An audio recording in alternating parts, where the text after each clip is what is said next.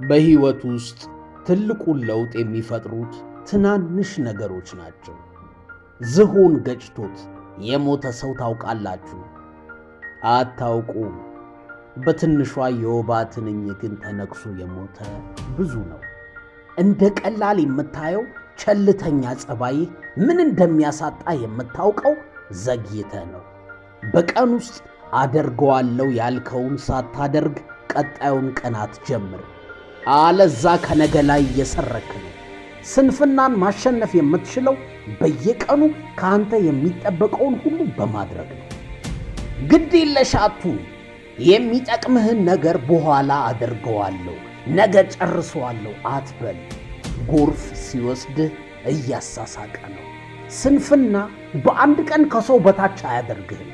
በየቀኑ የምታደርጋቸው ትናንሽ የስንፍና ውሳኔዎች ግን ተጠራቅመው ነገ ዋጋ ያስከፍሉሃል። ከዛ ገቢህን ስታየው ያንስብሃል። ይሄ እኮ አይገባኝም ትላለህ። ሥራህን ስታየው ውጤት አልባ ልፋት፣ በምድር ለመደሰት አልታደልኩም ማለት ነው ትላለህ። ሕይወት አድካሚ ትሆናለች። እንዲህ አድርጎ ሕይወትህን የሚያበላሸው ለነገ የምታሳድረው ሥራ ምንም ችግር የለውም ብለህ የተውካት ትንሿ ልማድ የማይረቡ ትናንሽ ውሳኔዎች ናቸው። ሰነፍ አትሁን፣ ግዴለሽ አትሁን። ትንሹ ጥረት ነው ትልቁን ውጤት የሚያመጣው። ምንም ነገር ደግሞ የሚያስቸግርህ እስክትጀምረው ድረስ ነው።